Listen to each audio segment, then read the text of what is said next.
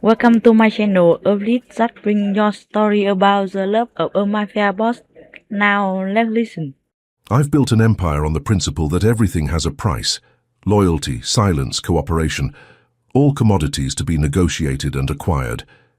In 57 years of life, 30 of them spent navigating the shadowed corridors of power in Chicago, I had never encountered something I couldn't purchase, persuade, or, when necessary, pressure into compliance.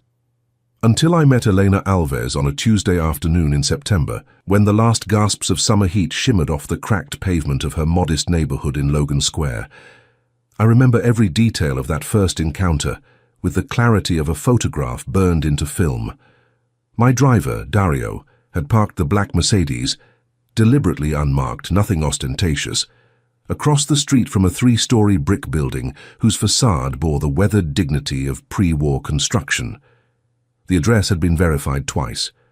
3rd floor, apartment 3B. Elena Alves, translator of rare manuscripts, specializing in medieval Portuguese and obscure Renaissance texts.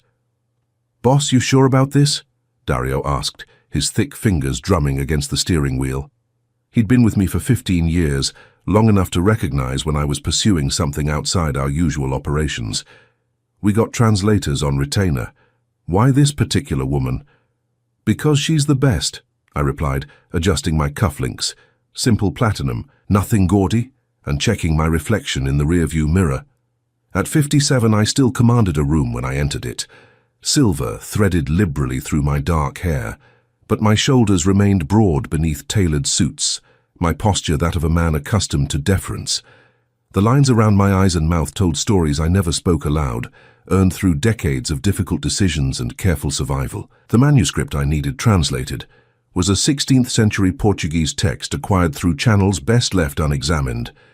It allegedly contained encoded property deeds and financial records that could prove useful. But it required someone with expertise in archaic dialects and historical context, someone discreet, someone I could control. Elena Alves's academic credentials were impeccable. Doctorate from the University of Chicago, publications in obscure scholarly journals, recommendations from professors who spoke of her work with reverence. What made her perfect for my purposes was her isolation. No family in Chicago, few friends, a solitary existence devoted entirely to her translations. Easy to influence, easy to contain. Or so I believed. I climbed the narrow staircase, noting the worn treads and the faint smell of cooking spices, cumin and coriander, seeping from behind closed doors. The building's bones were good, solid construction from an era when craftsmanship mattered, but time and neglect had taken their toll. Paint peeled in the corners. The overhead light flickered uncertainly. Apartment 3B's door was painted a deep forest green, the only one in the hallway with any color. A small brass nameplate read simply, E. Alves. I knocked 3 times, firm but not aggressive, and waited. The woman who opened the door was not what I expected. I had imagined someone severe, bookish in the stereotypical sense, glasses, hair in a tight bun, the slightly hunched posture of someone who spent too many hours bent over ancient texts, academic frumpiness wrapped in cardigans and practical shoes. Elena Alves wore a simple white linen shirt, sleeves rolled to her elbows. Over dark jeans that hugged curves she clearly didn't feel the need to hide or advertise. Her hair, thick, dark, shot through with a few strands of silver she hadn't bothered to conceal, fell loose around her shoulders.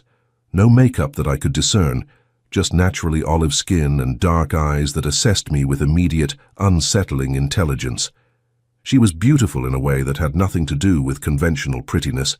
Hers was the beauty of competence, of a woman entirely comfortable in her own skin, unburdened by the need for external validation. At 34, she carried herself with the quiet authority of someone who had long ago stopped apologizing for taking up space in the world. "Yes?" she asked, one hand remaining on the doorframe, her body positioned to close the door quickly if needed. Cautious, but not fearful. "Ms. Alves, my name is Salvatore Vieira. I apologize for arriving without an appointment, but I have a business proposition that requires discretion and expertise, both of which I understand you possess in abundance." Her dark eyes narrowed slightly, taking in my expensive suit, the subtle bulge where Dario's presence would be just visible if she glanced past me down the hallway, the careful neutrality of my expression that marked me as someone accustomed to concealing intentions.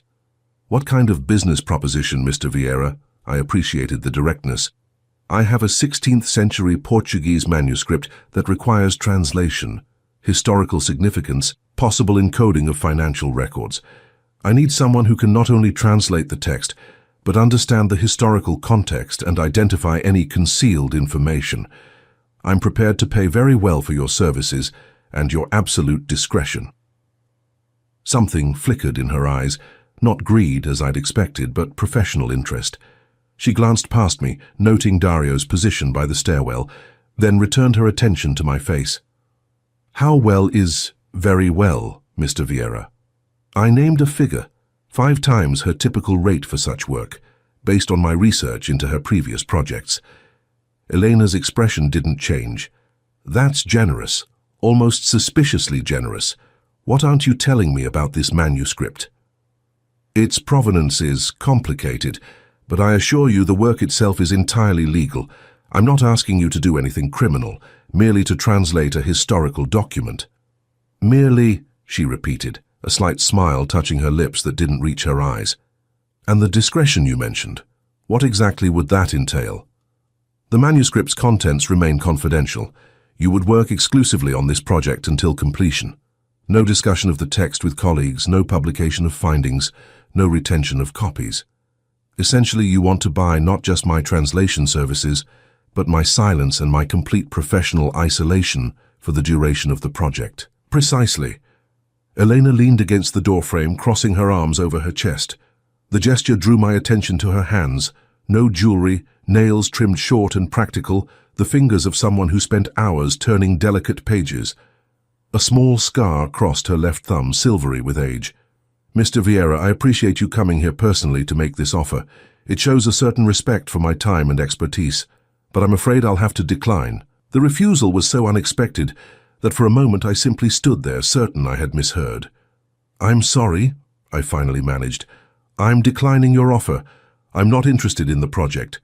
Perhaps you didn't hear the compensation I mentioned. I'm prepared to—" "I heard you perfectly well, Choti," she interrupted, her voice remaining calm and courteous. "The money is generous, almost absurdly so, but I don't work under those conditions. Exclusivity, complete silence, no scholarly engagement with the material. That's not translation work, Mr. Vieira. That's complicity in something you're deliberately not explaining. So thank you, but no." I had negotiated with union bosses, politicians, rival organizations. I had faced down men with guns, navigated complex legal challenges, built an empire on my ability to read people and find their pressure points. But this woman, standing in the doorway of her modest apartment, with paint-stained floorboards visible behind her, had just refused me with the same casual politeness one might use to decline an unwanted magazine subscription. "Ms. Alves, I think perhaps you don't understand the opportunity I'm offering. This manuscript is clearly something you obtained through questionable means and need, translated without leaving any trail back to you. I understand perfectly, Mr. Vieira, and my answer is still no."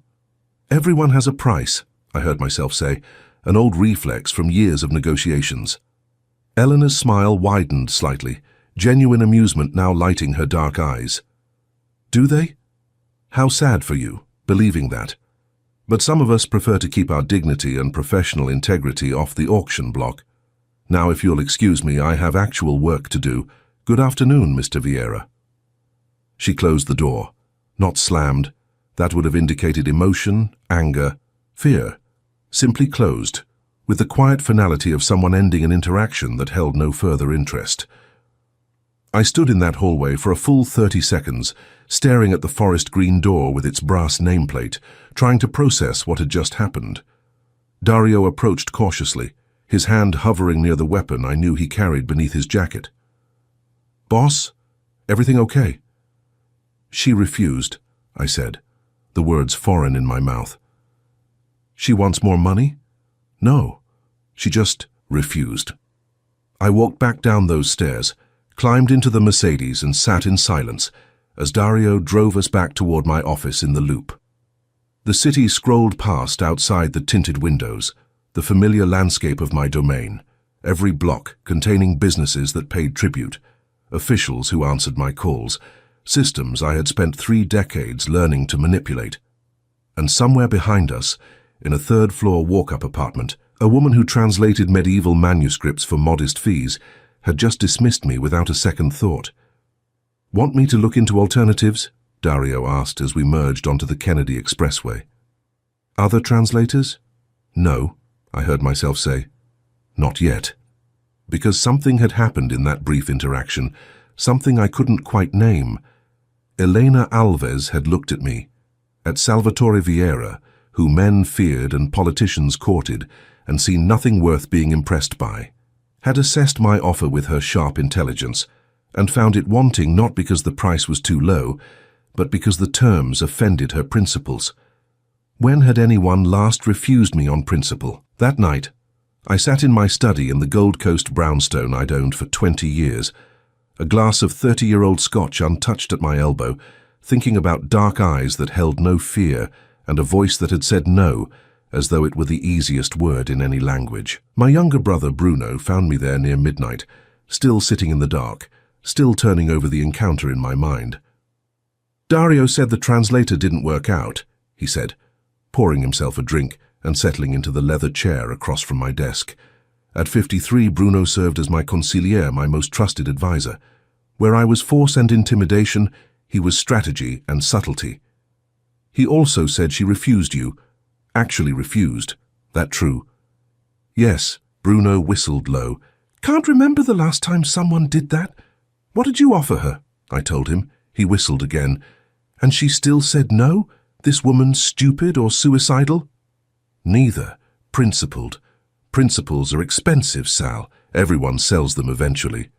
I took my first sip of the scotch, letting it burn down my throat. That's what I told her. She found it sad that I believed it. Bruno laughed, genuinely amused. "I like her already, so what now? We lean on her a little. Remind her what declining your generous offers might mean for her continued comfort in this city." The suggestion made something twist unpleasantly in my chest. The thought of threatening Elena Alves, of watching that quiet confidence turn to fear, of forcing her compliance through intimidation, felt wrong in a way I couldn't articulate. "No," I said firmly. "No pressure, no threats." "Then what? You just let it go? Except that Salvatore Vieira got told no by a translator living in Logan Square." I set down my glass and leaned forward, studying my brother's skeptical face. "Do you know what she did when I implied everyone has a price, Bruno?" She smiled, like I'd just revealed something embarrassing about myself, like my worldview was quaint. "So she's arrogant, all the more reason to—" "She's not arrogant. She's certain. There's a difference." I stood, moving to the window that overlooked the manicured garden behind my home. "When was the last time you met someone completely comfortable with who they are? Someone who doesn't need anything from you, doesn't want anything from you, doesn't fear you enough to pretend respect they don't feel?" "Never, I guess. That's kind of the point of the life we've built." "Exactly." I turned to face him. "Everyone in my orbit wants something or fears something. Elena Alves wanted nothing and feared nothing. Do you understand how rare that is? How refreshing?" Bruno studied me with growing concern. "Sal, you're not actually interested in this woman, are you? Because that would be complicated, I know." I returned to my desk, rolling the scotch glass between my palms. But I can't stop thinking about her, about the way she looked at me like I was just another person trying to sell her something she didn't want. No recognition of my name, no calculation about what knowing me might mean for her future. Just no. And you're attracted to that, to being dismissed. I'm attracted to authenticity, Bruno.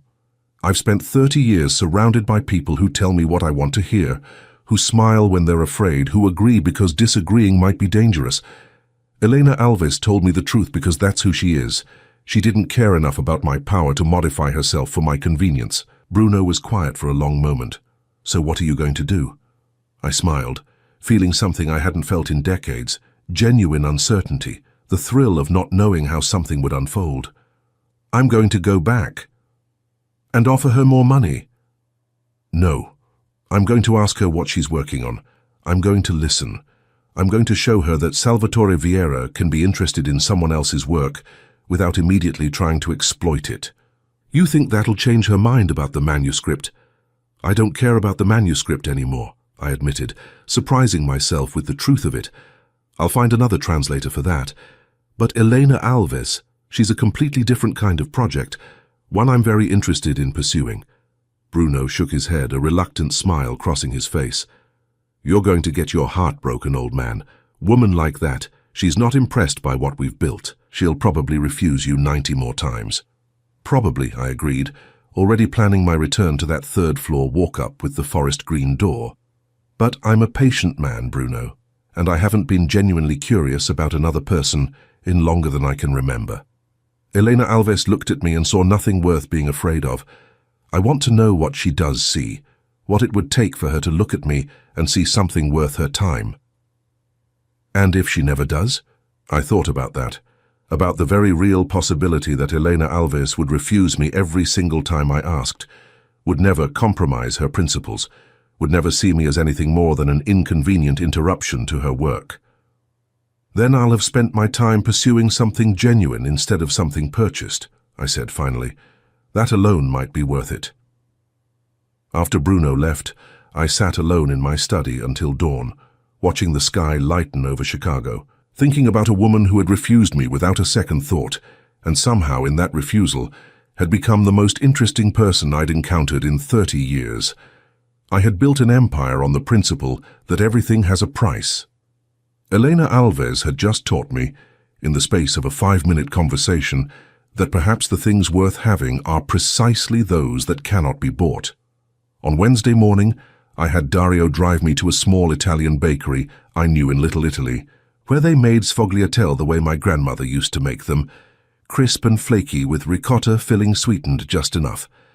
I bought a dozen, still warm from the oven, and had them packaged in their simple white box tied with string. Then I had Dario drive me back to Logan Square, to that 3-story brick building with its weathered dignity, and I climbed those stairs again, carrying pastries and something that felt dangerously close to hope. This time when Elena opened the door, she was wearing reading glasses pushed up into her hair, a coffee cup in one hand, and an expression of genuine surprise. Mr. Vieira. I brought breakfast, I said, offering the white box. A peace offering. I was rude yesterday, arriving unannounced and assuming you'd be interested in my offer simply because the money was good. I apologize. She took the box automatically, her surprise deepening. You're apologizing. My mother raised me better than I showed yesterday. May I start over? Eleanor studied me for a long moment, her dark eyes searching my face for deception or manipulation. Whatever she saw there must have satisfied her, because she stepped back from the doorway. 5 minutes, Mr. Vieira. I have a deadline. I stepped into Elena Alves's world, and everything began to change. Elena's apartment was exactly what I should have expected, and nothing like what I'd imagined. The space was small, perhaps 600 square feet of living area, but every inch had been claimed with purposeful intention. Books lined every wall from floor to ceiling, organized by what I would later learn was language and era rather than author or subject. Portuguese texts occupied the wall nearest the window, their spines faded with age and handling. Latin manuscripts claimed the space above her narrow galley kitchen. Medieval French and Italian shared the wall opposite her desk. But it was her workspace that captured my attention completely. An antique wooden table, solid oak scarred with decades of use, dominated the main room, positioned to catch the northern light that poured through 3 tall windows. On its surface lay an organized chaos that spoke of deep concentration. A manuscript spread open beneath a glass weight, pages covered in her careful handwriting, reference books stacked within arm's reach, colored pencils for marking different types of annotations. The walls above her desk were covered with photographs, not of family or friends, but of illuminated manuscripts, architectural details from medieval churches, close-ups of calligraphy in scripts I couldn't identify. A corkboard held index cards covered in her handwriting, what looked like vocabulary lists and grammatical notes. "You can sit there," Elena said, gesturing to a worn armchair near the window as she moved to her small kitchen. "Coffee, I was about to make a fresh pot. Please." I settled into the chair, noting how it faced her workspace, positioned for someone who wanted to observe her at work.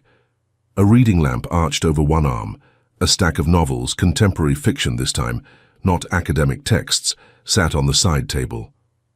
"The sfogliatelle are from Nonna's," I said as she measured coffee grounds with the precision I was already recognizing as characteristic. "My grandmother was Sicilian. She made them every Sunday morning. These are the closest I've found to hers." Elena glanced at the white box she'd set on her small counter. "That's a very specific peace offering. I wanted to bring something that mattered, not just something expensive." She paused in her coffee preparation, looking at me directly. "Why?" "Why what? Why do you care about making peace with someone who refused your business offer? Men like you," she hesitated, choosing her words carefully. "Men with your kind of resources and influence don't usually accept no as a final answer. They find leverage. They apply pressure. They don't show up with pastries and apologies." I appreciated her directness, the way she didn't pretend ignorance about who I was. "You're right. Usually I don't. But you're not a business proposition anymore. Ms. Alves, you're someone who made me think about things I haven't considered in a very long time." "What things?" "Whether getting what I want is the same as getting what I need, whether power is the same as connection, whether being feared is the same as being known." Elena finished preparing the coffee, bringing two mismatched mugs, one clearly a souvenir from some academic conference, the other plain white ceramic, and settling into a chair across from me. She'd chosen the straight-backed wooden chair from her desk rather than sharing the comfortable seating area, maintaining professional distance. "Those are unusually philosophical thoughts for someone in your line of work," she observed. "What do you think my line of work is?" "I think you acquire things, property, influence, cooperation, through means that exist in the grey areas between legal and illegal. I think people do what you ask because refusing carries consequences. I think you're accustomed to operating in a world where leverage and fear are more valuable currencies than trust or genuine connection." "That's remarkably accurate for someone who claims to know nothing about me." "I didn't claim ignorance, Mr. Vieira. I claimed lack of interest in participating in your world. There's a difference." She sipped her coffee, watching me over the rim of her mug. "Why are you really here?" "Because you said no, and that's so unusual it warranted a second visit. It's so unusual it made me curious about the kind of person who could say it, the kind of person who looked at a substantial sum of money and saw only the strings attached, who valued her integrity more than financial security." Elena smiled slightly, a genuine expression that softened her features. "Financial security is a myth, Mr. Vieira. I learned that young. My parents died when I was 19. Car accident, sudden and stupid and wasteful. They'd spent their lives being secure, good jobs, retirement savings, health insurance, all of it meaningless in the face of a drunk driver running a red light. I learned then that the only thing you really own is who you are when no one's watching. Everything else can be taken away in an instant. I'm sorry about your parents. It was 15 years ago. I've made peace with it." She set down her mug. "But it taught me to make choices based on who I want to be, not what I want to have. Your offer yesterday, taking it would have required me to be someone I'm not, someone willing to compromise her principles for money. So I said no. It was actually very simple." "Nothing about you is simple, Miss Alves." "Elena, if you're going to keep showing up at my door with baked goods, we might as well use first names. Salvatore. Most people call me Sal. I think I'll stick with Salvatore," she said, a hint of amusement in her voice. "It suits you better, more formal, more old world." We drank our coffee in companionable silence. I found myself noticing details I'd missed in my first visit, the way sunlight caught dust motes floating above her workspace, the faint smell of old paper and ink that permeated the apartment, the classical music playing so softly I hadn't initially registered it. "What are you working on?" I asked, nodding toward her desk. Helena's face lit up with genuine enthusiasm. A 15th century Portuguese maritime log, a ship captain's personal journal from a voyage to West Africa. The Portuguese is archaic, full of nautical terminology that doesn't translate cleanly into modern language, and his handwriting is atrocious. But it's fascinating. You can see him grappling with the moral implications of the slave trade, trying to reconcile his Catholic faith with what he was being ordered to do. Ordered by whom? Portuguese nobility financing the expedition. They wanted gold and slaves. He wanted to map coastlines and document indigenous cultures. The tension is visible in every entry. She gestured to her notes. He never explicitly condemns the trade. That would have been too dangerous. But he finds ways to honor the humanity of the people he encounters, describes their family structures, their languages, their spiritual practices. It's subtle rebellion. You admire him. I admire his courage to document truth even when truth was dangerous, to maintain his integrity within a system designed to crush it. She met my eyes. Sound familiar? You think I'm like these Portuguese nobles? Financing something morally questionable? I think you're like most powerful people throughout history, operating within systems that reward ruthlessness and punish compassion. The question isn't whether you're trapped in that system. It's whether you ever stop and question it. And you think I don't? I think you showed up yesterday trying to buy my cooperation without bothering to say, please. That suggests a man who's forgotten what it means to ask, rather than demand. The criticism should have angered me. Instead, I found myself smiling. You're right. I did forget. So let me try again. Elena, would you please tell me more about this ship captain and his impossible position? She studied me for a moment, clearly weighing whether my interest was genuine or manipulative. Whatever she decided must have been in my favor, because she stood and gestured for me to follow her to her desk. For the next hour, Elena walked me through her translation process, explaining how she cross-referenced nautical terminology, how she identified emotional subtext in formal language, how she built historical context around bare facts. She spoke with her hands when she was excited, gesturing to illustrate points, her whole body engaged in the act of explanation. I found myself genuinely fascinated, not by the manuscript itself, though it was interesting, but by watching Elena work, by seeing the precision of her mind and the passion she brought to honoring these centuries-old words. She wasn't just translating language, she was resurrecting a human being, giving voice to someone who'd been silent for 500 years. You love this, I observed when she paused to refill our coffee cups. Of course I do. Why else would I spend years getting a doctorate in medieval Portuguese literature? Why else would I live in this tiny apartment, translating obscure manuscripts for modest fees, when I could be teaching at a university for a steady salary? Why don't you teach, I mean? Elena leaned against her kitchen counter, cradling her fresh mug.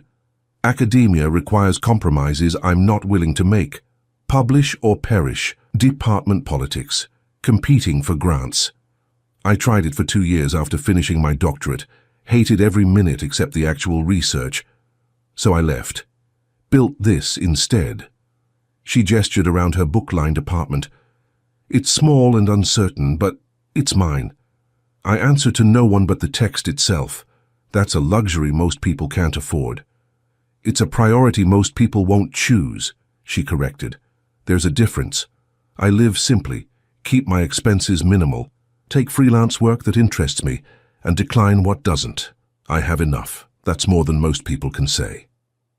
I thought about my Gold Coast brownstone, the expensive suits, the Mercedes waiting downstairs with Dario inside, all the markers of success I'd accumulated over 3 decades. Elena had just described it all as excess rather than achievement. You think I'm wasteful, I said. I think you've confused having things with being someone. Most people do. It's not a moral failing, Salvatore, it's just sad. You pity me.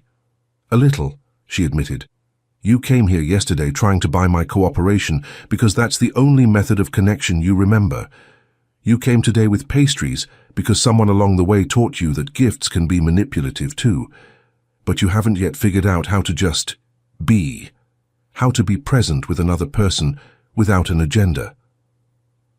And if my agenda is simply to know you better, then you're still operating transactionally. I'll invest time and attention now so you'll give me something later. That's not connection, Salvatore. That's investment strategy. She was right, of course. Everything I did was calculated, measured against potential returns. Even this conversation, even my genuine fascination with her work, part of me was still thinking about what it might yield. How does one stop being transactional? I asked, genuinely curious. Eleanor smiled. You start by staying present in moments that serve no purpose, by having conversations that lead nowhere, by spending time with someone simply because you enjoy their company, not because you're working toward any particular outcome. Is that what this is? A purposeless conversation? It's starting to be. You asked about my work. I told you. You seemed genuinely interested. That's not transaction. That's just two people talking about something one of them finds fascinating. No agenda, no goal, just exchange. I looked at my watch, an old Rolex my father had given me, simple and elegant, and was startled to discover that 90 minutes had passed. I'd told Dario I'd be 15 minutes, 20 at most.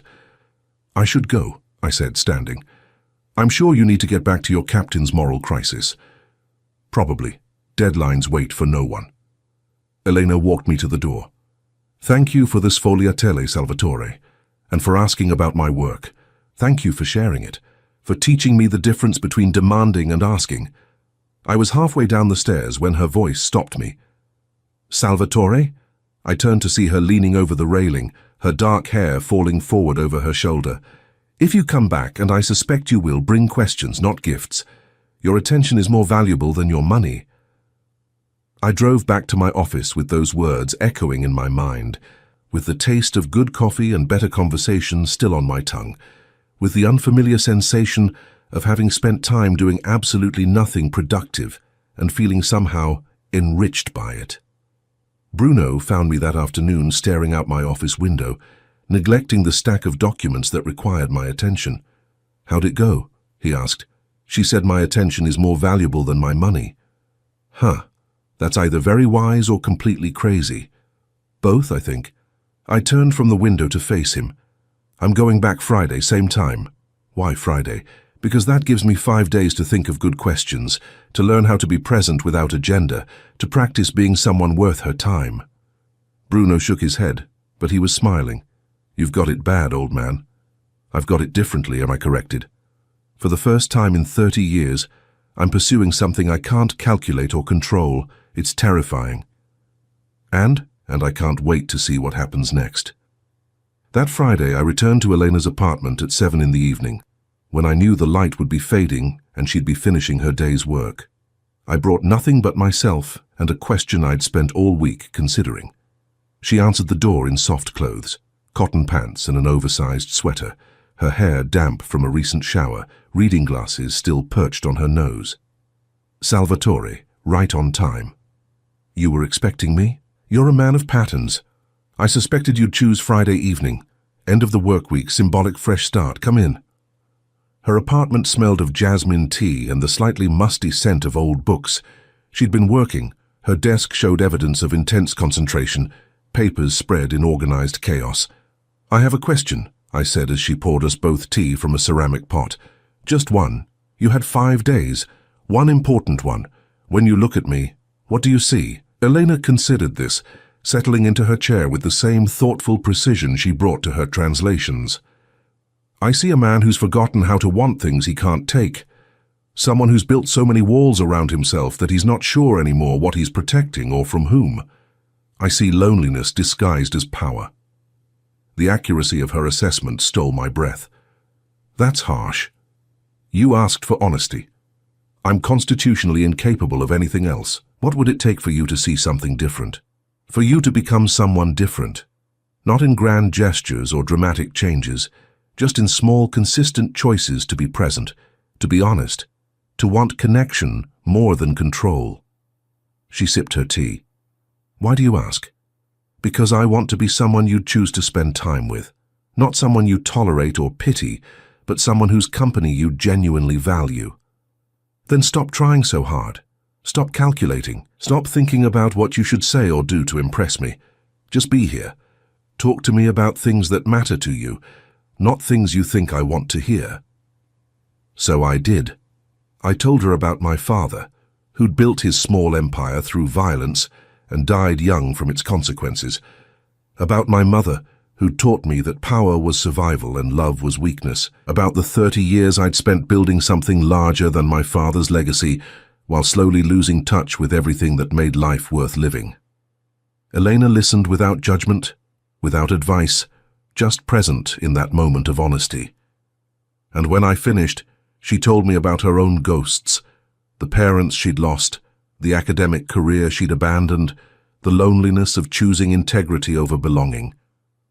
We talked until midnight, until the tea grew cold, and the city sounds outside her window shifted from evening bustle to night quiet. We talked about nothing that served any purpose, achieved any goal, moved toward any objective. We just talked. Two people, present in a moment that led nowhere except to the next moment. And when I finally left, walking down those familiar stairs to where Dario waited patiently in the Mercedes, I felt something I hadn't felt in decades, the simple satisfaction of being known by another person, not feared, not obeyed, just known. "Same time next Friday?" Elena asked as I paused at her door. "If you'll have me." "Bring your questions, Salvatore. I'll bring the tea." It became our pattern.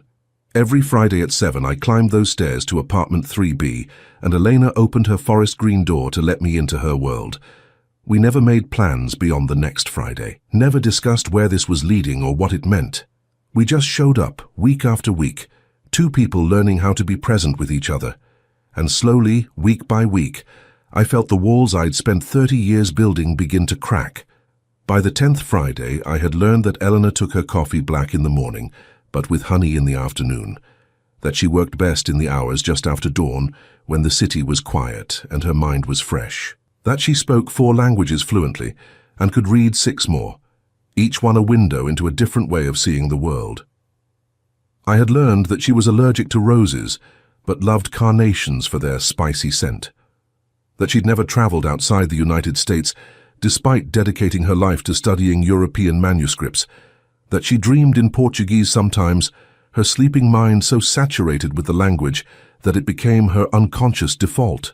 These small intimacies accumulated like interest, compounding into something I couldn't name, but felt growing with each passing week. Bruno noticed the change in me.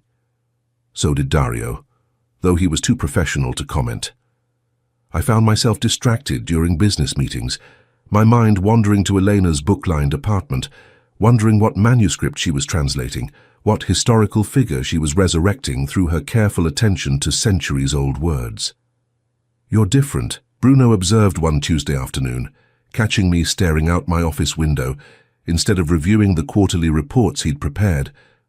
"Softer somehow, less sharp." Is that criticism? Observation. The question is whether it's dangerous. A soft man in our business doesn't survive long. I turned from the window to face him. "I'm 57 years old, Bruno. I've survived 3 decades in a world designed to kill or corrupt everyone who enters it. Maybe softness isn't weakness. Maybe it's what happens when you finally remember you're human." Philosophy now, she's really gotten to you. She's teaching me the difference between existing and living. There's a distinction I'd forgotten. Bruno studied me with concern. "You seeing her? Romantically, I mean?"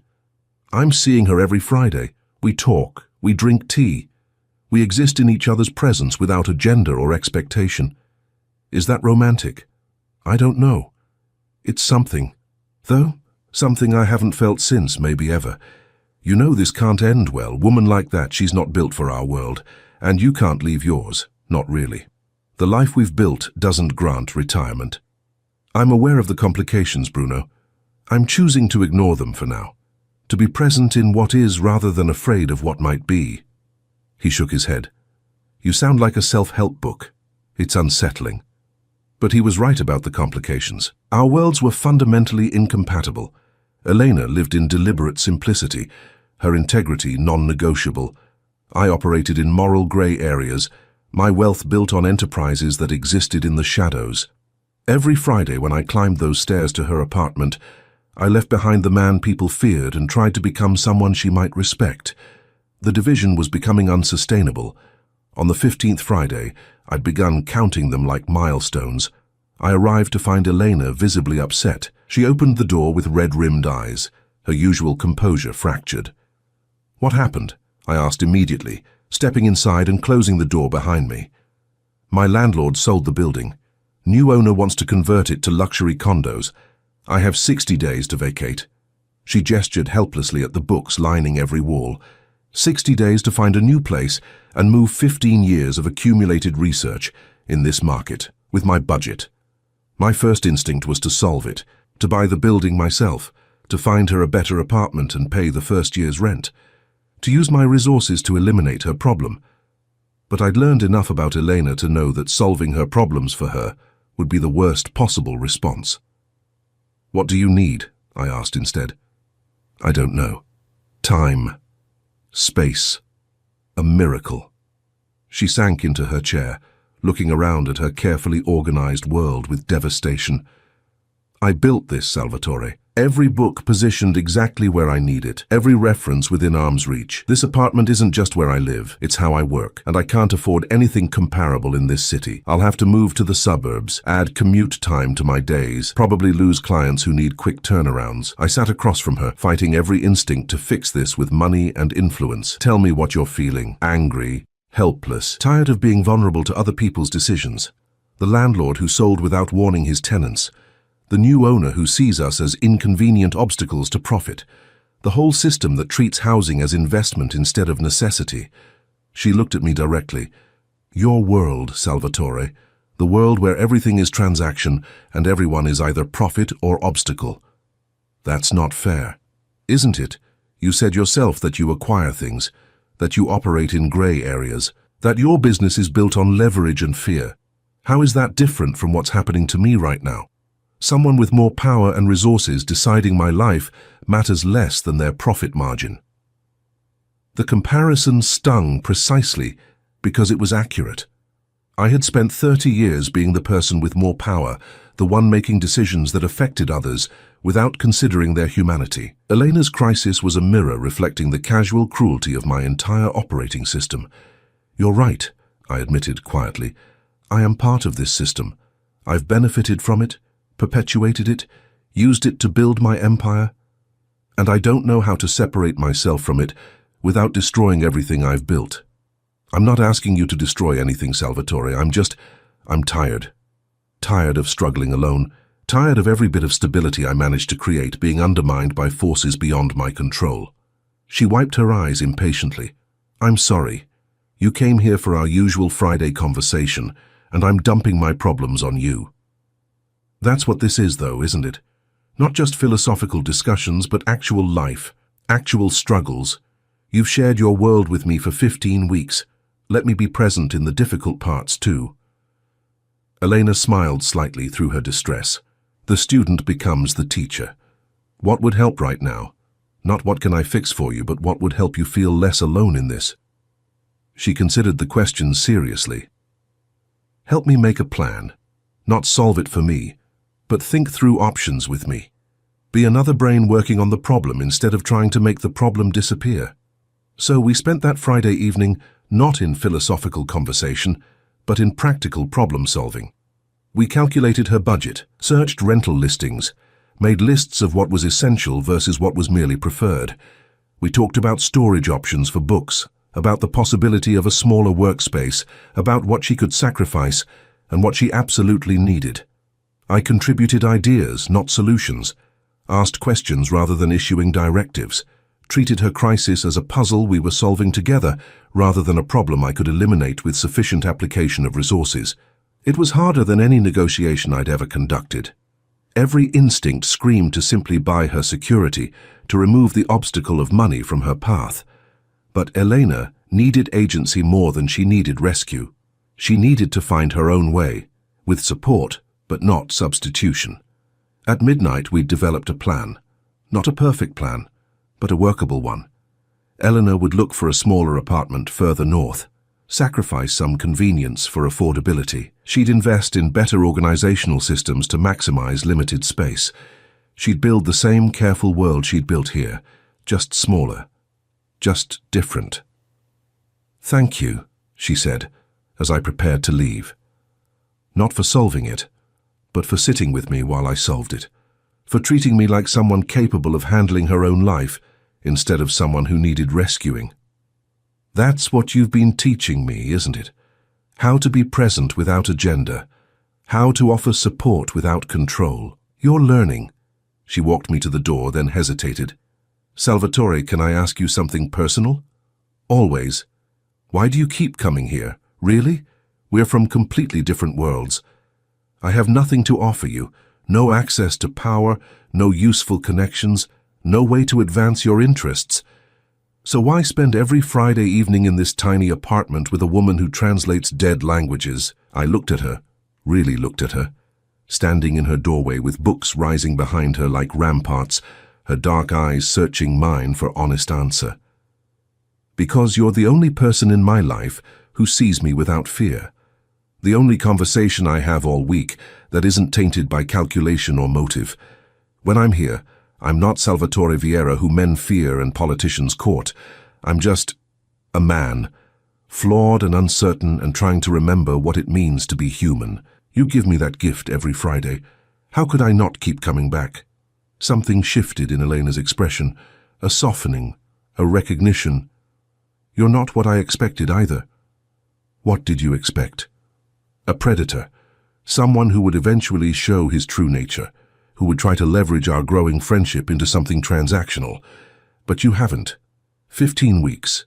And you've never asked me for anything except my time. Never pressured me to reconsider the manuscript translation. Never tried to make this into something you could use. You've just shown up, week after week.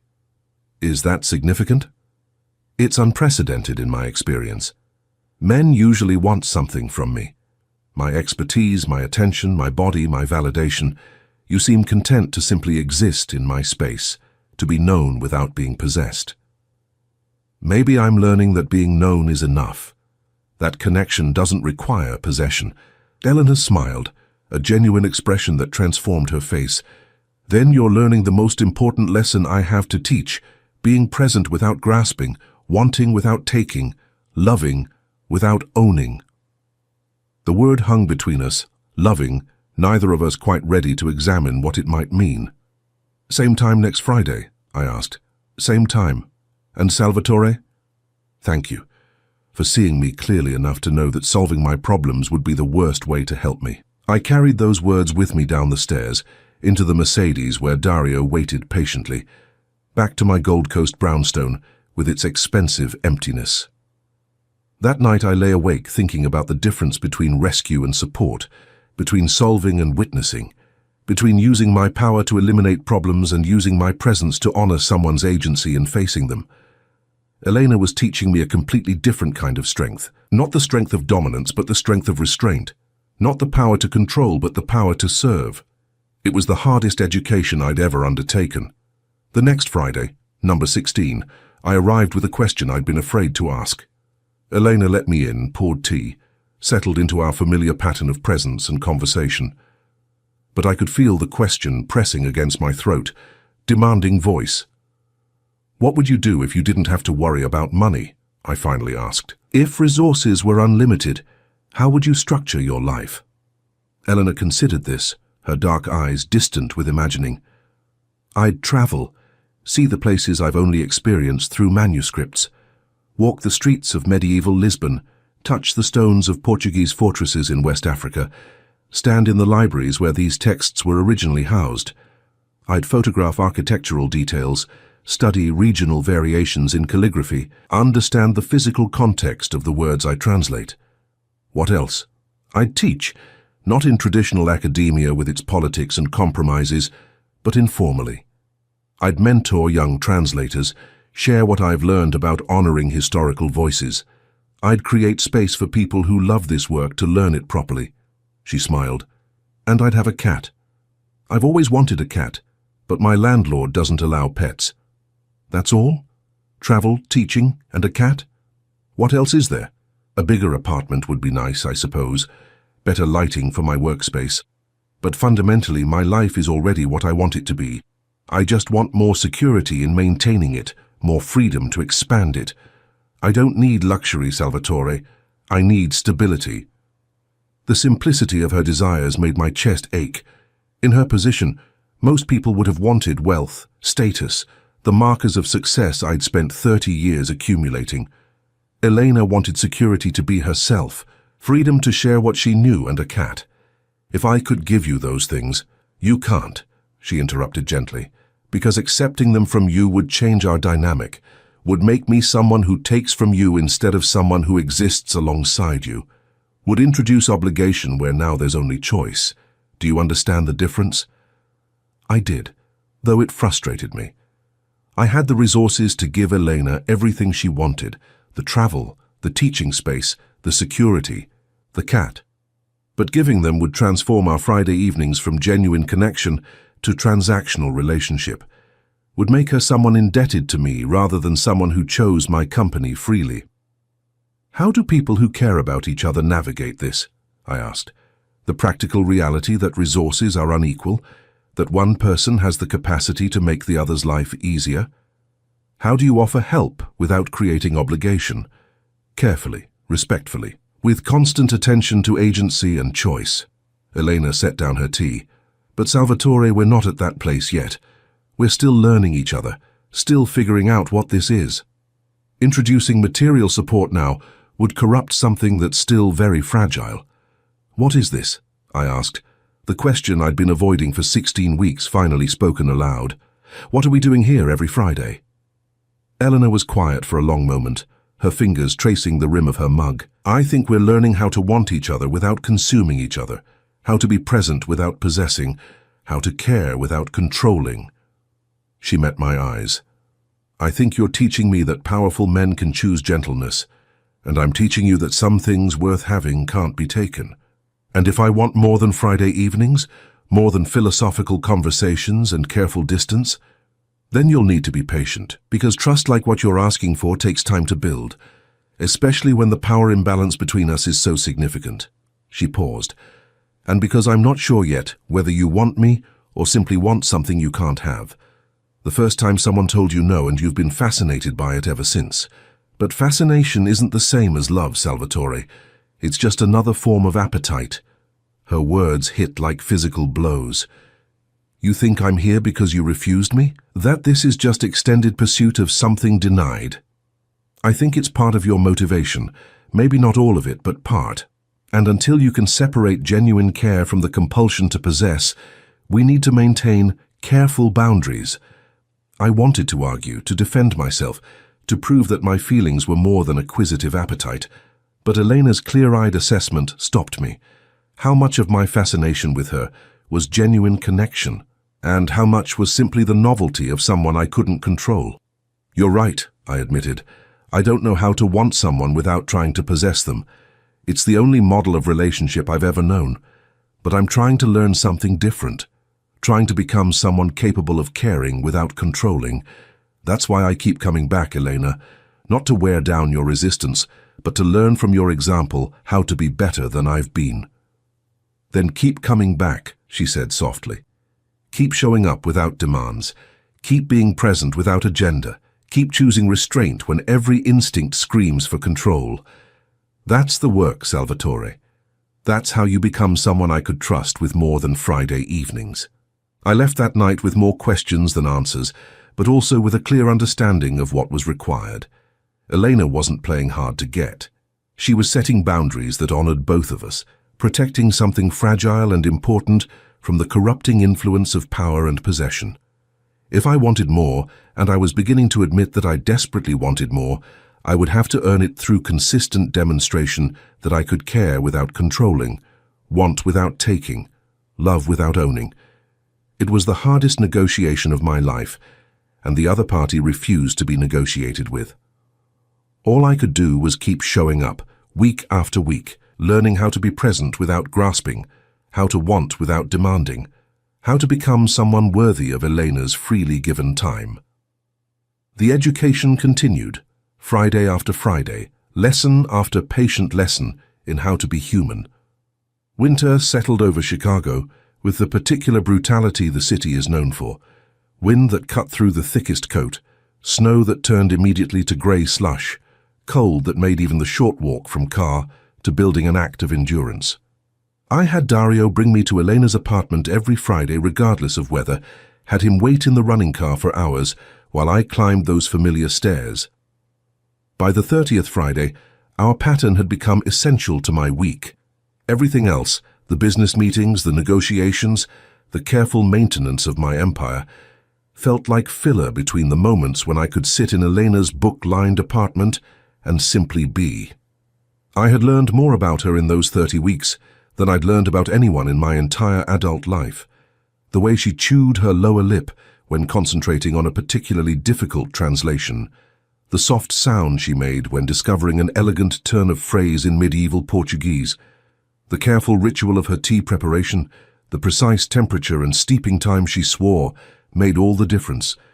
I had also learned the boundaries of her tolerance. She would share her intellectual life freely, her work, her thoughts on manuscripts, her fascination with historical figures whose voices she resurrected.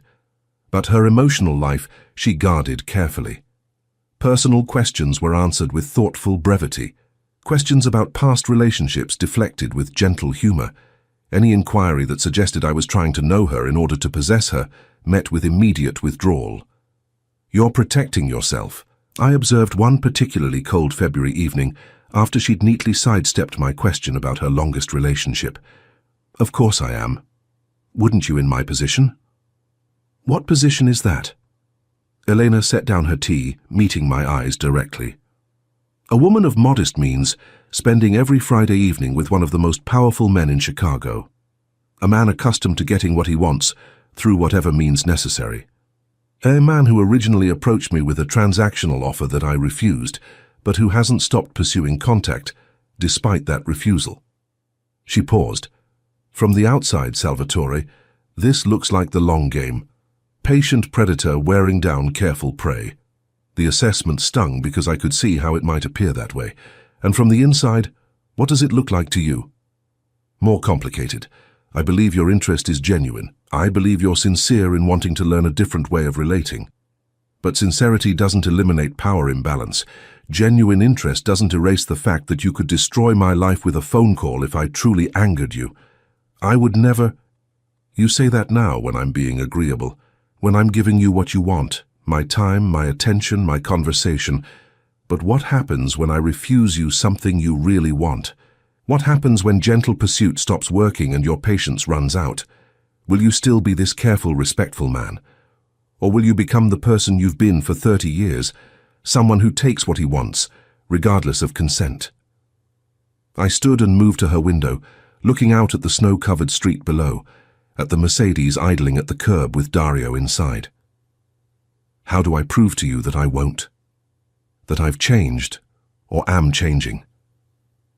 "You don't prove it with words, Salvatore. You prove it by staying present when things are difficult, by maintaining your restraint even when you're frustrated, by respecting my boundaries even when they inconvenience you."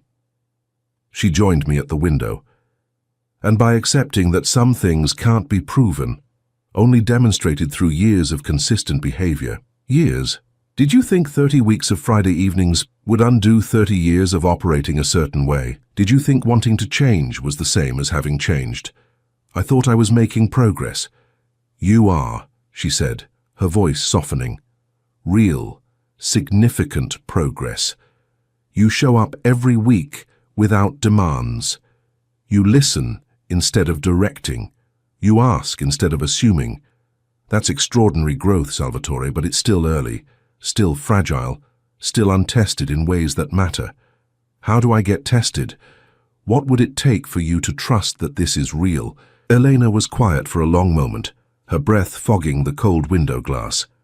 Time, consistency, and probably some kind of crisis that forces you to choose between what you want and what I need.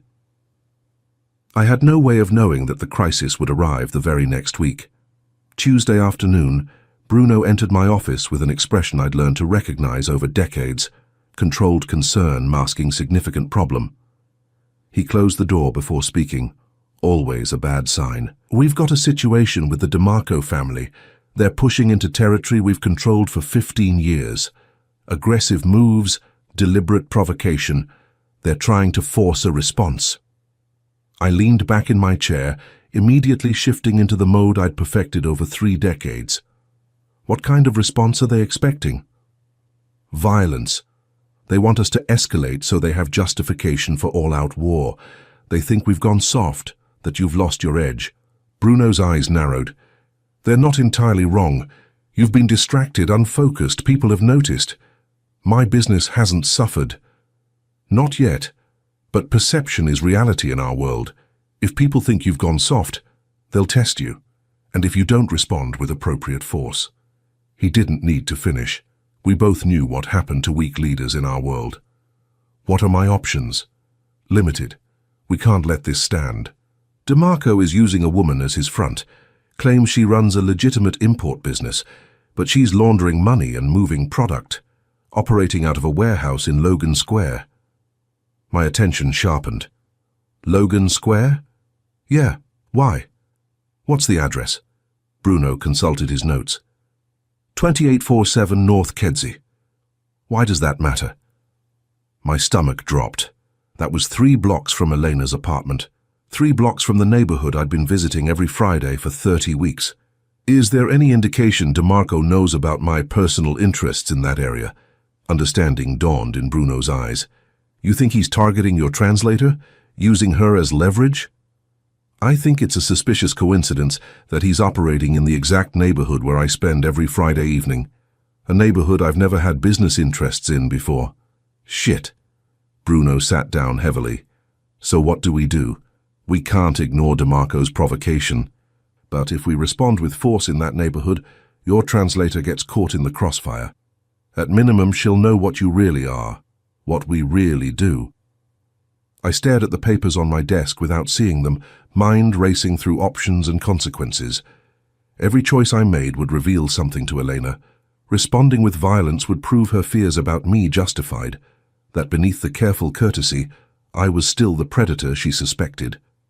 But failing to respond would show weakness my organization couldn't afford, would invite more aggression, would potentially endanger her more by suggesting she was leverage that worked. There's a third option, I said slowly. We respond, but not with violence. We outmaneuver instead of outmuscle, make DeMarco's operation unprofitable without any direct confrontation. How? His front woman is running a supposedly legitimate import business, so we make it actually legitimate, flood the market with legal alternatives, undercut her prices, make her illegal side business unnecessary for her customers. Meanwhile, we quietly inform the relevant authorities about code violations, tax irregularities, all the bureaucratic obstacles that legitimate businesses have to navigate. We strangle the operation with red tape and competition instead of bullets. Bruno stared at me. That'll take months, cost us significant money. And it's not the strong response that re-establishes our reputation. No, it's a smarter response, one that achieves the same goal without collateral damage, without putting innocent people at risk. I met his eyes. Without forcing me to be the person I'm trying not to be anymore. This is about her, the translator. This is about the kind of man I want to be, Bruno, the kind of operation I want to run. We've spent 30 years using fear and violence because it was efficient. Maybe it's time to discover if there's another way. And if DeMarco interprets this as weakness, if others follow his lead, then we deal with that when it comes.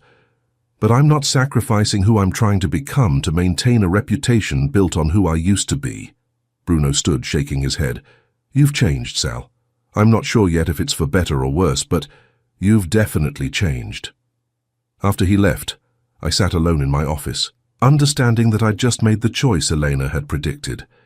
Between what I wanted, the easy, violent solution that would have been my default response 6 months ago, and what she needed, even though she didn't know she needed it.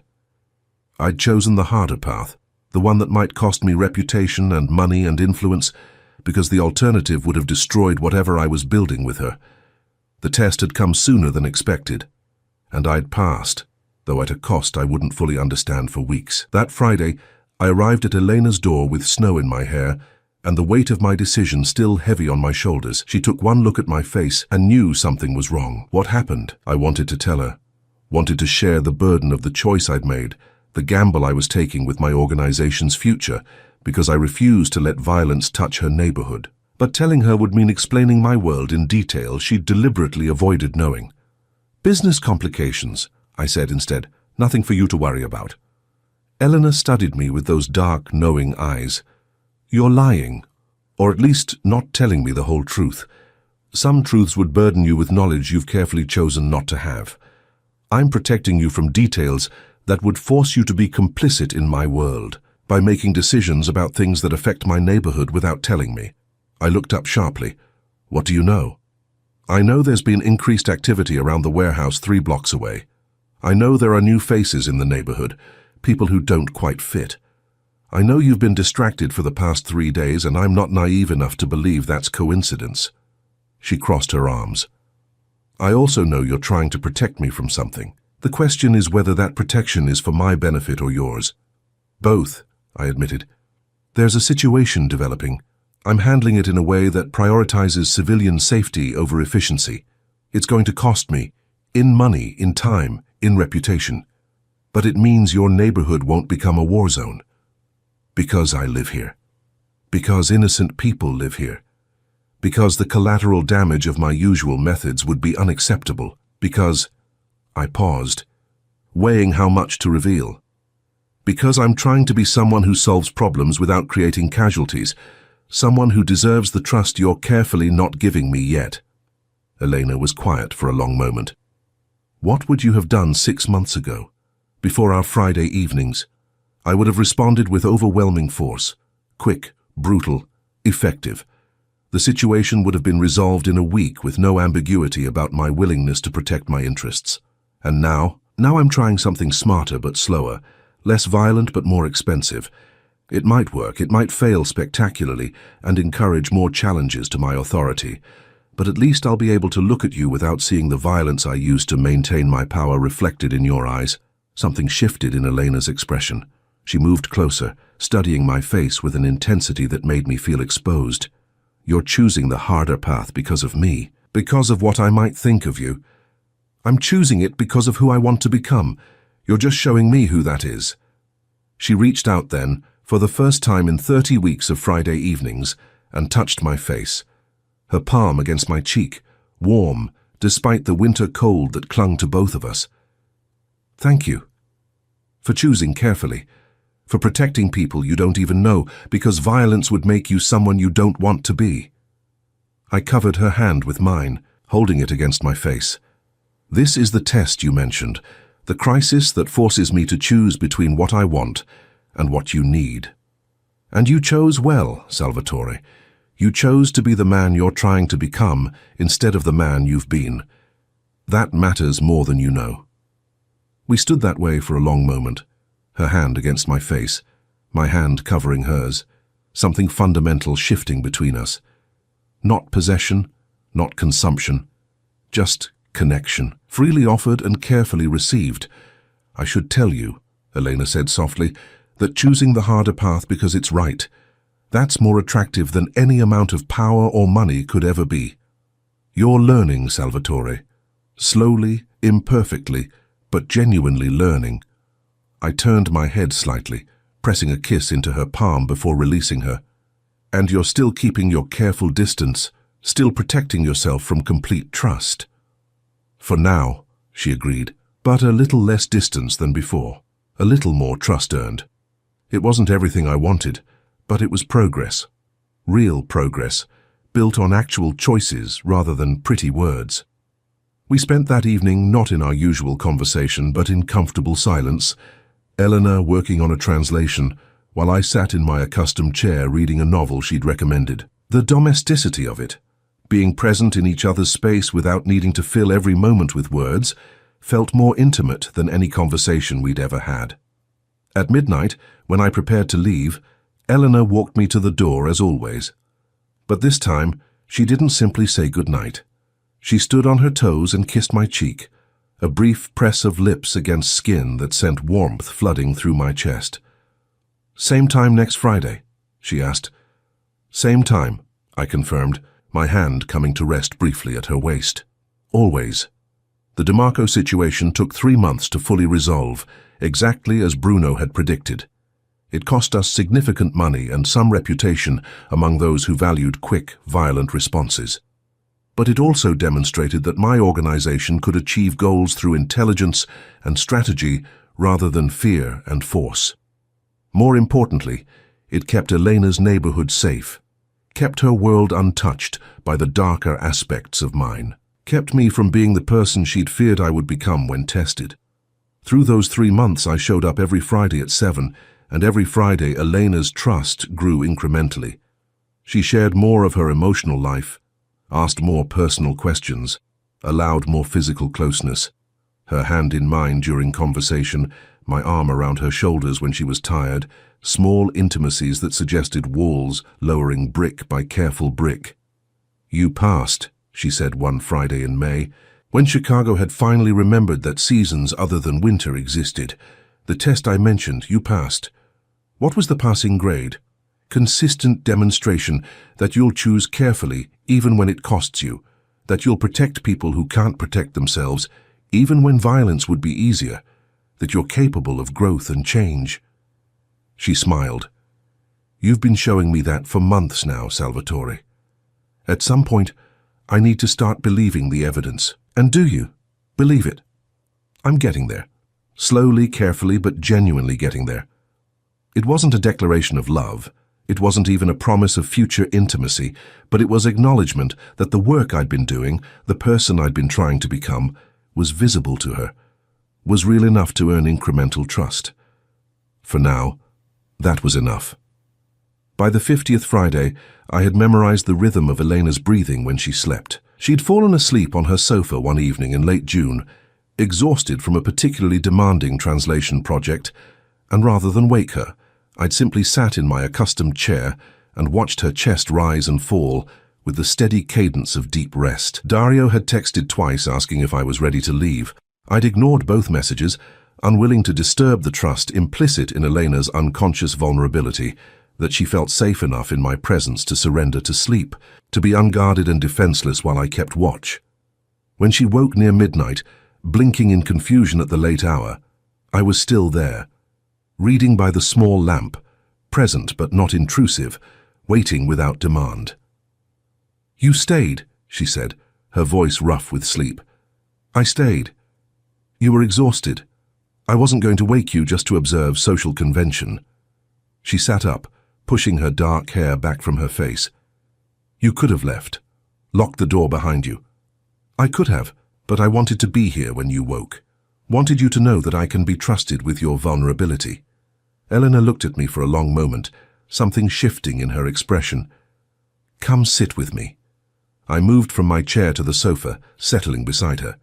She immediately curled into my side, her head against my shoulder, a casual intimacy we'd never shared before. I wrapped my arm around her, feeling the warm weight of her against me, hardly daring to breathe for fear of breaking the moment. "I'm 50 weeks into this," she said softly. 50 Friday evenings of you showing up without demands, being present without pressure, learning how to want without taking. Do you know how extraordinary that is? It's what you required, what you deserved. It's more than that. Most men would have given up after 5 weeks, decided I was too difficult, too demanding, not worth the investment of time and patience. But you've been here every single Friday, even when you were dealing with the DeMarco situation, even when you were exhausted from managing your business, even when I gave you nothing more than conversation and careful distance. She tilted her head to look up at me. Why? Because being here is the best part of my week, because learning who you are feels more important than anything else I do, because I'm 57 years old, Elena, and I've never wanted to know another person the way I want to know you, not to possess or control or use, but just to understand, to be present with, to care for in whatever way you'll allow. You're in love with me. It wasn't a question, but I answered anyway. Yes, completely irrevocably in love with you. Have been for months, though I've been trying not to burden you with it. That's why you never push, why you accept whatever boundaries I set without arguing. You're afraid that pressing for more would drive me away. Terrified of it, I admitted. I know how fragile this is, how easily I could ruin it by wanting too much too fast. So I've been trying to be patient, to let you set the pace, to prove through consistent action that I can be trusted with more when you're ready to give it. Elena shifted, sitting up to face me fully. And what if I'm never ready? What if 50 weeks becomes 100, becomes 1,000, and I still keep you at this same careful distance? How long would you wait? As long as you needed me to. As long as you kept opening your door on Friday evenings and letting me into your world.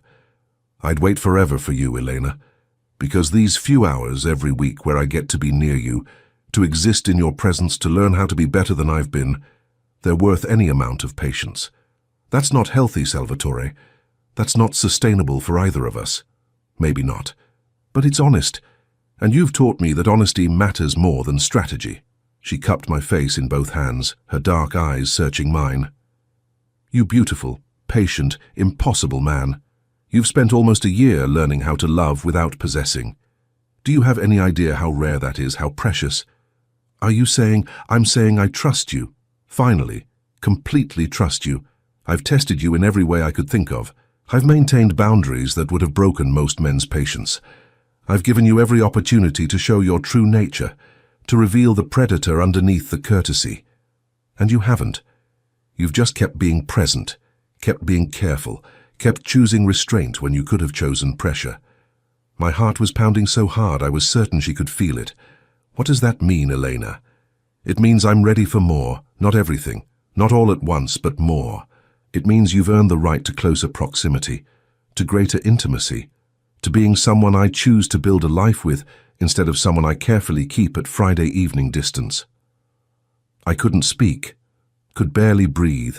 50 weeks of patient waiting, of careful restraint, of learning how to want without taking, all of it culminating in this moment where Eleanor was offering what I'd been afraid to hope for. Say something, she whispered.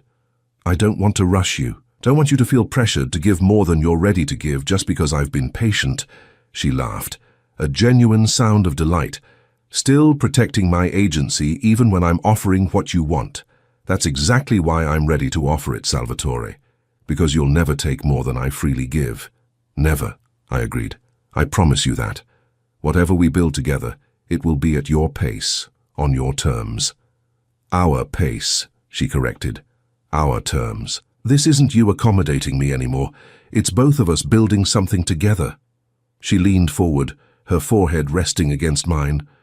I love you too. I've been fighting it for months because loving someone with your power, your history, your potential for damage felt like terrible judgment.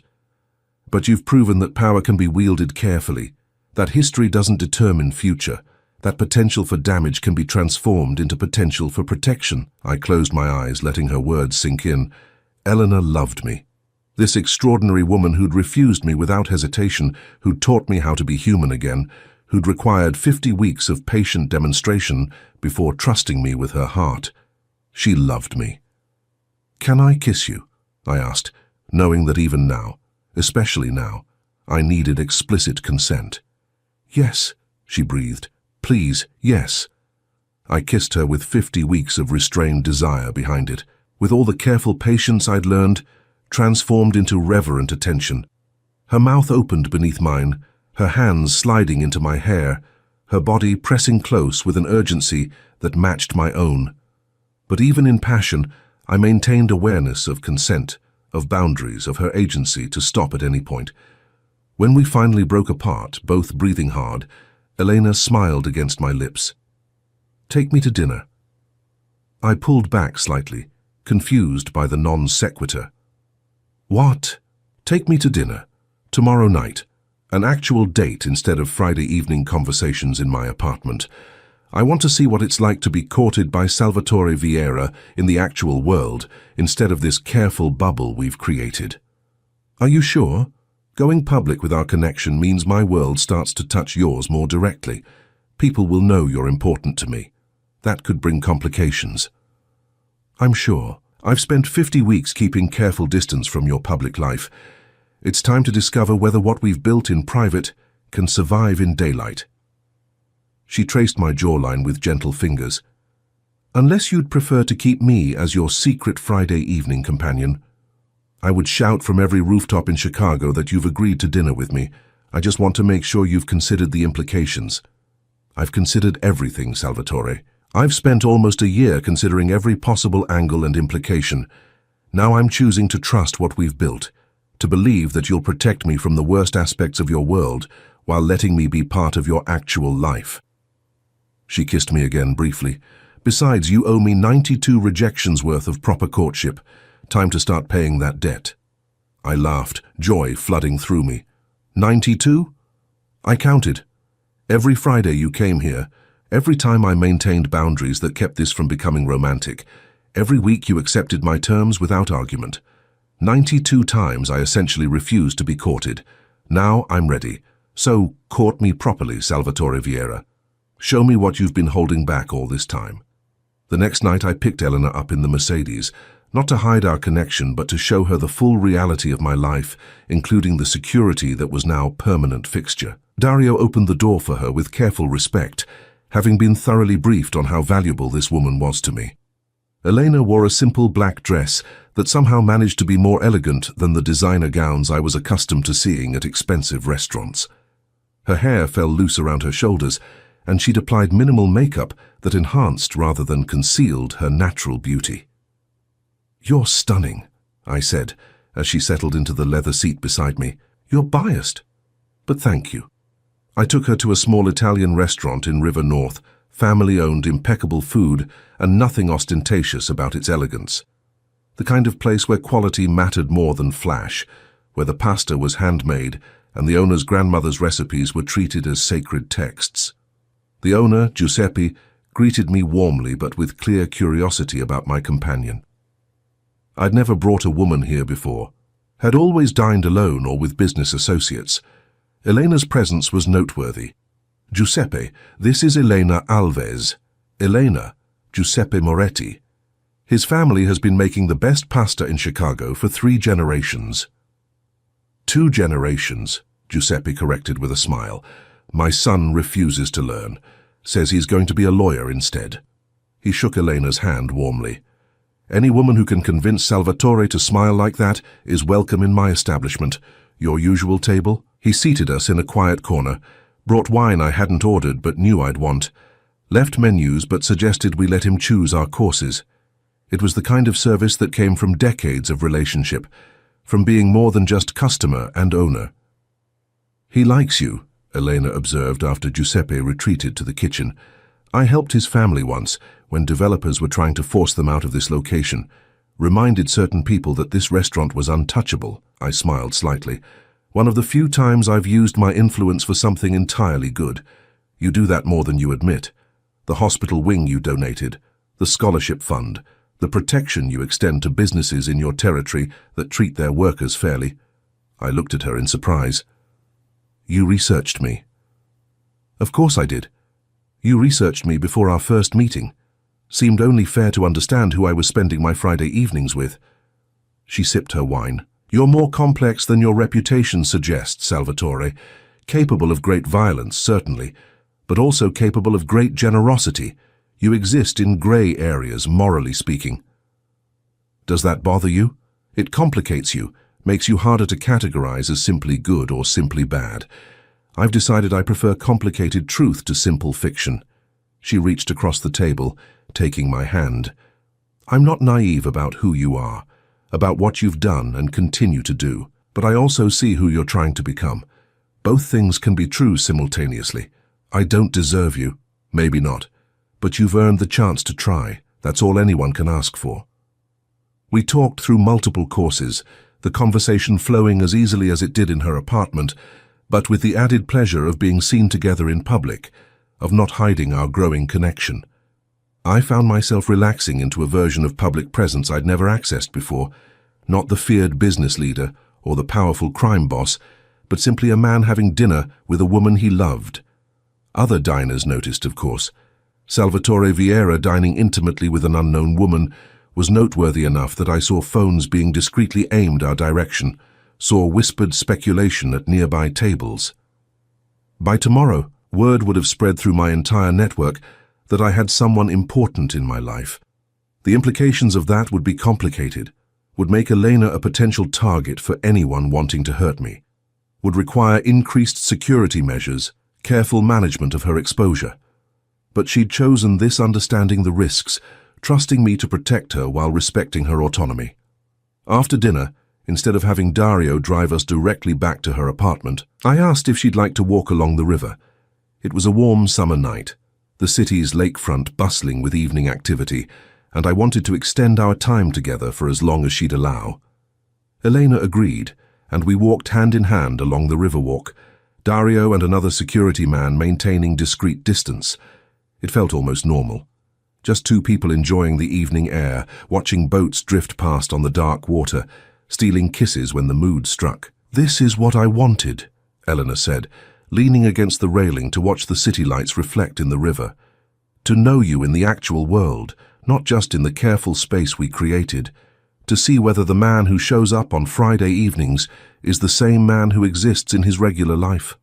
And you're more guarded out here, more aware of watching eyes, more conscious of your reputation and image, but fundamentally the same." She turned to face me. "The man who listens when I talk, who asks before assuming, who treats me like someone valuable rather than something owned. He exists here too." "I'm trying to be that man always, not just for you." "I know. I can see it in how you treated Giuseppe, how you interact with Dario, how you move through the world with slightly less sharp edges than you used to. You're changing, Salvatore. Slowly, imperfectly, but genuinely changing." I pulled her close, wrapping my arms around her waist. "Because of you, because you showed me what I was missing, what I'd traded away in building my empire. I was the catalyst, maybe, but you're doing the work. That's what matters." We stayed there for a long time, wrapped in each other's arms, watching the city we both loved from different perspectives. Elena's Chicago was books and translation and careful scholarship. Mine was power and influence and carefully managed fear. But in this moment, standing on the riverwalk with the woman I loved in my arms, our Chicagos overlapped. When I finally drove her home, I walked her to her door as I'd done 92 times before, but this time, when she invited me in, it wasn't for tea and conversation. "Stay," she said simply. "Not for anything more than I'm ready to give, but stay. Sleep beside me. Let me wake up tomorrow knowing you're still here." I stayed. We lay in her narrow bed, fully clothed, wrapped in each other's arms. I listened to her breathing slow and deepen as she fell asleep against my chest, felt the trust implicit in her vulnerability, understood the gift she was giving me, not her body, not yet, but her presence through the night, her willingness to be unguarded while I kept watch.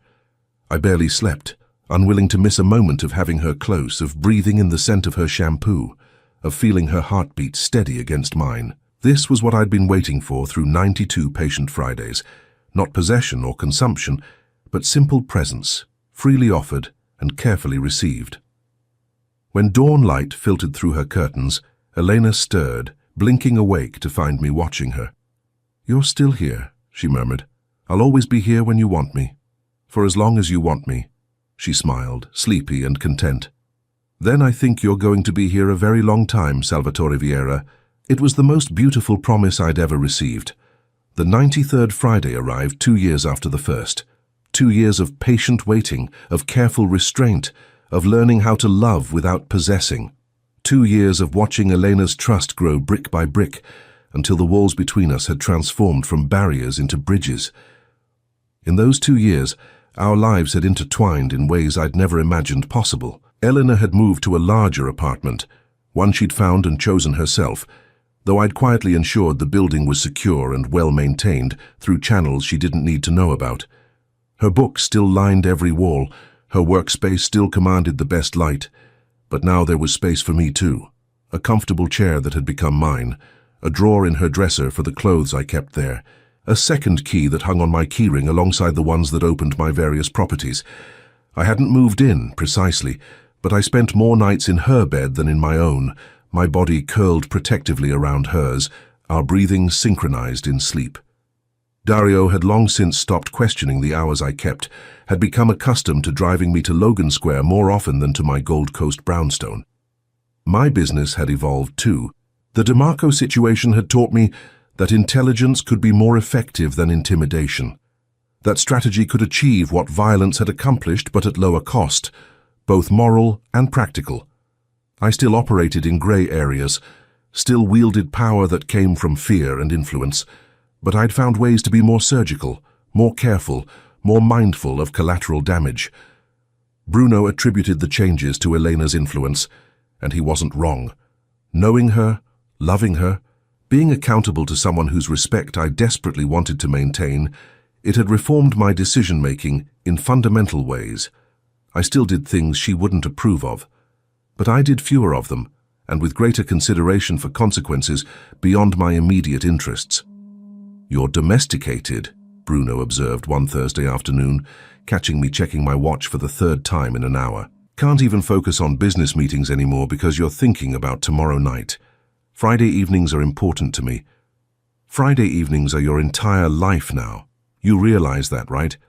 Everything else, the business, the meetings, the careful management of your empire, it's all just filler between the moments you get to be with her." Is that criticism? Observation? You're happier than I've ever seen you. Also more vulnerable. Anyone who wants to hurt you now knows exactly where to apply pressure. The concern was valid. In 2 years, Elena had become my most significant weakness, the leverage point that could compromise every defense I'd built. I'd increased security around her, without her full knowledge, had people watching her building, had resources allocated to ensuring her safety that she'd probably find invasive if she knew about them. "She's worth the vulnerability," I said. "I hope so, because if anything happens to her, it'll destroy you." I knew he was right, knew that loving Elena had fundamentally altered my risk calculation, had introduced an element of uncertainty into my carefully controlled life that I couldn't eliminate or manage. But the alternative, living without her, returning to the hollow existence I'd maintained before those first Tuesday afternoon, was unthinkable. That Friday evening, I arrived at her apartment at 7, as always, but this time I brought something I'd been planning for months, a small velvet box that weighed almost nothing, but represented everything. Eleanor opened the door in casual clothes, soft pants and an oversized sweater, her hair pulled back in a messy knot, reading glasses perched on her nose. She'd been working, I could tell by the ink smudges on her fingers and the intense focus that still lingered in her expression. "Salvatore," she said, smiling in welcome. "You're early. I'm exactly on time, 7 o'clock. My watch must be slow then." She stood on her toes to kiss me, a greeting ritual we'd developed, her lips soft and familiar against mine. "Come in.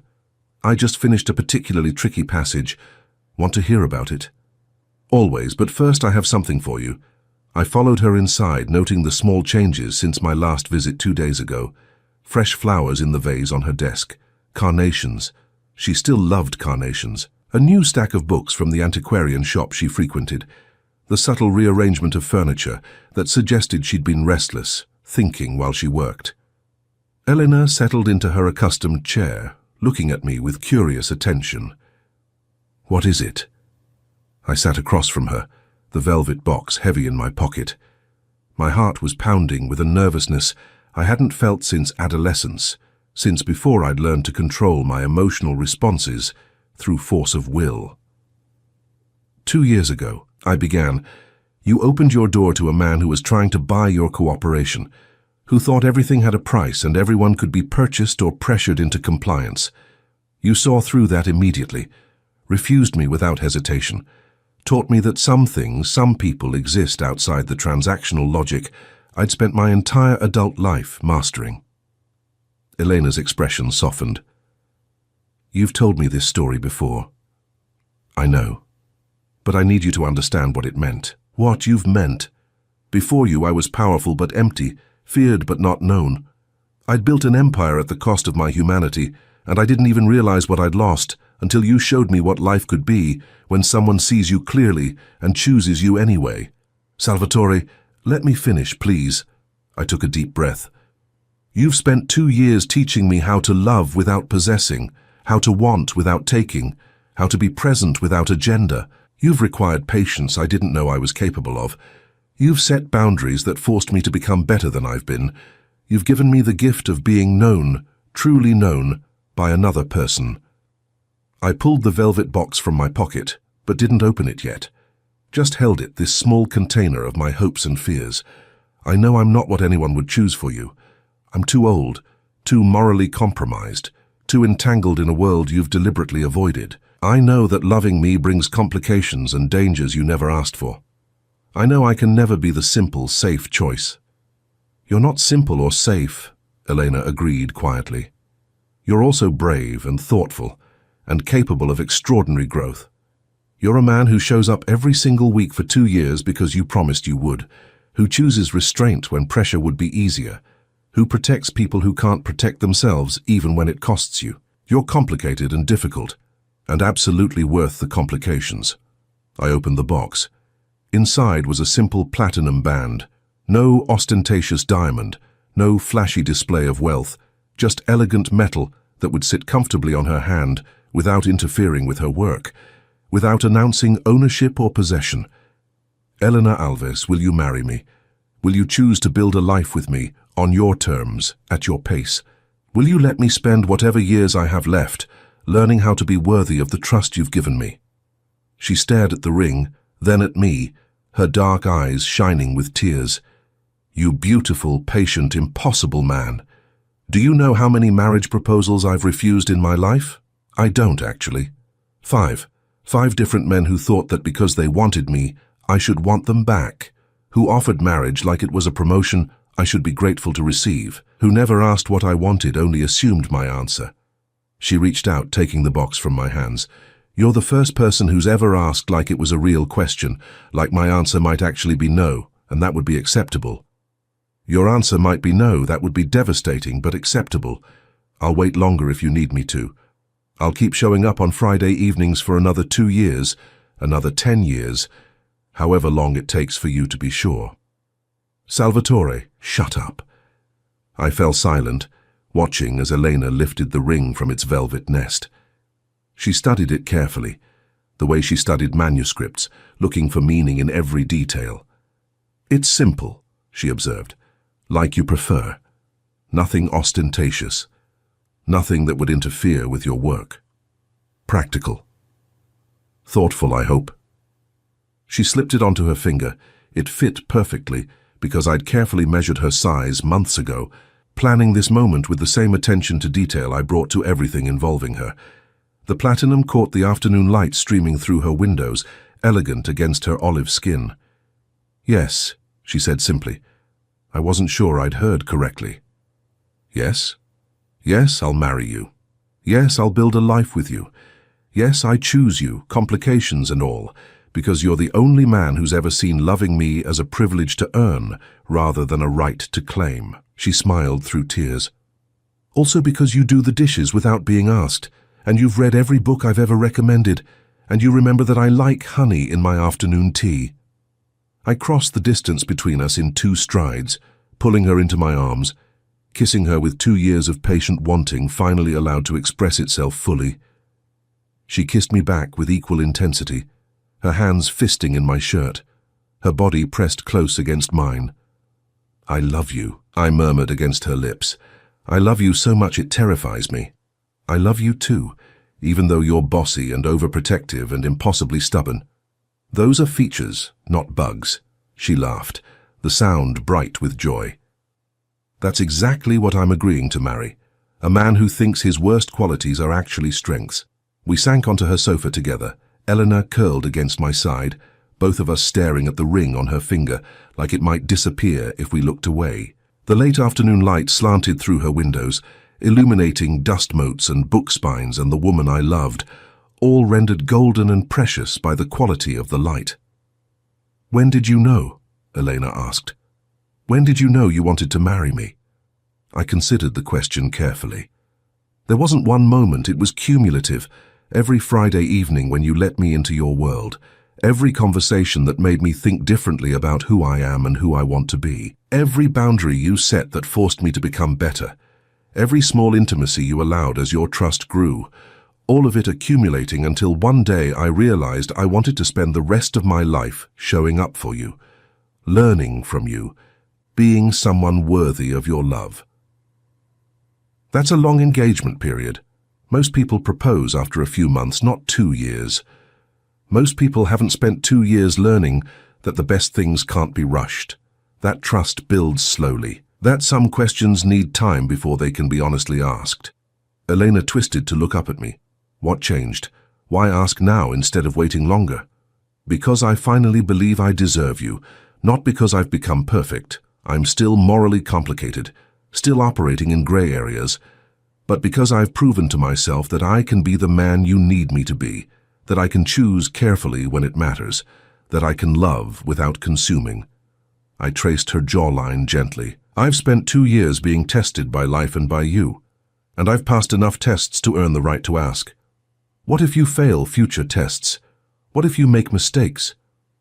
Then we'll work through them together, because that's what marriage is, not finding someone perfect, but finding someone whose imperfections you're willing to accept while they work on becoming better. You've already accepted mine. Now I get to spend our lives working on deserving that acceptance. She was quiet for a long moment, her fingers playing with the ring.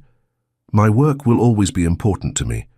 I won't give up my translations, my research, my identity, to become just someone's wife. I would never ask you to.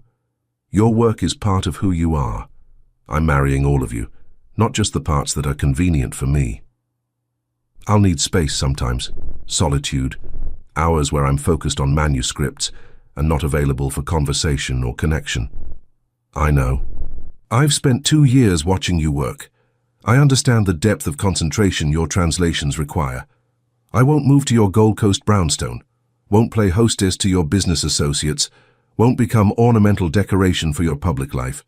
I wouldn't want you to. We can live wherever you're comfortable. We can keep our relationship as private as you need it to be. You say that now, but marriage changes things, introduces expectations from other people about how we should be, how we should present ourselves. I took her face in my hands, making sure she could see the sincerity in my eyes. Elena, I've spent 2 years learning that your terms are non-negotiable. That loving you means accepting every boundary you set. That has not changed and will not change because of a ring. We'll build our marriage exactly the way we've built our relationship.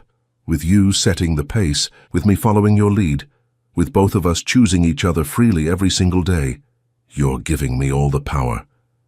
I'm giving you all the respect you deserve. There's a difference. She kissed me then, deeply, thoroughly, with a passion that suggested our engagement had shifted something fundamental. When we broke apart, both breathing hard, she smiled against my lips. I should cook you dinner, celebrate properly. I should take you out, somewhere elegant and expensive where I can show off my fiancé. Or, she said, standing and tugging me toward her small kitchen, we could stay here, make something simple together, spend our first evening as an engaged couple the same way we've spent every Friday for 2 years, present with each other, agenda-free, just being. I followed her into the kitchen, watching as she pulled ingredients from her refrigerator with practiced efficiency. We'd cooked together before, had developed an easy rhythm of shared space and collaborative creation, but tonight it felt different, charged with new meaning. "What are we making?" I asked, tying on the apron she handed me, a ridiculous thing covered in Portuguese phrases that I'd learned to read during our time together. "Pasta, simple carbonara, the kind your grandmother would approve of." My grandmother would have loved you. Because I cook Italian food, because you refuse to compromise yourself for anyone. She was like that, fierce and unbreakable. My grandfather spent 60 years earning her respect every single day. Elena paused in her preparation, looking at me with sudden understanding. "Is that what this is? You following in your grandfather's tradition of patient courtship?" "Partly. Also blazing my own trail. My grandfather never had to unlearn violence and control. Never had to transform himself from predator to partner. That's my particular challenge." We cooked in comfortable silence, the easy collaboration of 2 people who'd learned each other's rhythms. Elena diced pancetta while I grated parmesan. I boiled water while she whisked eggs. We moved around each other in her tiny kitchen with practiced grace, our bodies knowing where the other would be, anticipating movements before they happened. "This is what I want," Elena said as we sat down to eat, simple pasta and salad. Wine I'd brought weeks ago and left in her cabinet. This simple domesticity, this easy partnership, not grand gestures or expensive displays, just us showing up for each other in ordinary moments. Then that's what our marriage will be, every day. We talked through dinner about practical matters, when to tell Bruno, how to manage the public announcement, whether to have a ceremony or simply file paperwork. Elena wanted small and private. I wanted whatever made her happy. We negotiated with the same careful respect that had characterized our entire relationship, each of us yielding to the other's priorities, neither of us demanding or controlling. After dinner, we washed dishes together, another ritual we'd developed, her washing while I dried. The normality of it, the domestic simplicity, felt more profound than any grand romantic gesture could have been. This was what I'd been waiting for through 93 patient Fridays, not fireworks or drama, but simple partnership, freely chosen and carefully maintained. "Come to bed," Elena said when the kitchen was clean, taking my hand and leading me toward her bedroom. "Not for anything you're not ready for, but because I want to fall asleep as your fiancé and wake up tomorrow still wearing this ring." We lay together in her bed, fully clothed, wrapped in each other's arms, exactly as we'd done hundreds of times before. But now, with the weight of commitment between us, the knowledge that this was no longer temporary or uncertain, but a conscious choice to build something permanent. "I never thought I'd do this," Elena murmured against my chest. "Never thought I'd meet someone worth compromising my solitude for. Worth the complications of commitment. Worth it? So worth it. Because you compromise too. You meet me where I am instead of demanding I come to where you are.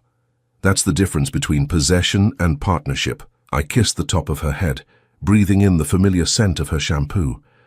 2 years ago, I would have said that 93 rejections, even spread over 2 years, would have broken my patience, would have proven the futility of pursuit. And now? Now I understand that those 93 times weren't rejections. They were invitations to grow, to become someone worthy of the 93rd Friday, when you finally opened the door all the way and invited me fully into your life. Elena lifted her head to look at me, her dark eyes soft in the dim light. "You know what the best part is? I'm not settling. I'm not compromising my standards or lowering my expectations. You actually became the man I needed you to be. That's extraordinary. You made me extraordinary, showed me what I was capable of when I stopped trying to control everything and started trying to understand it. We made each other extraordinary," she corrected. "That's how this works. Two people choosing to grow together, to be better together than they could be apart." As Elena's breathing slowed and deepened in sleep, I lay awake thinking about the improbable journey that had brought us here, from a Tuesday afternoon rejection to a Friday evening proposal, from a woman who wouldn't sell her integrity to a man who learned that integrity was worth more than any empire. I had built my life on the principle that everything has a price, that everyone can be bought or pressured into compliance. Elena Alves had taught me, through 93 patient weeks of Friday evenings, that the things most worth having are precisely those that cannot be bought, only earned, only freely given, only offered when trust has been built brick by careful brick. 2 years of patient waiting, 2 years of learning how to love without possessing, 2 years of becoming someone worthy of this extraordinary woman's freely given heart. It had been worth every second, every test, every moment of restraint when my instinct screamed for control. Because on the 93rd Friday, Eleanor had finally opened her door all the way, and I had walked through it not as a predator claiming territory, but as a partner choosing commitment. As a man who had learned, at 57 years old, that the most profound power is not the power to take, but the power to wait, to be present, to become worthy, to love without owning, and to be loved in return, freely and fully, by someone who sees you clearly and chooses you anyway. That, I had finally learned, was worth any amount of patience.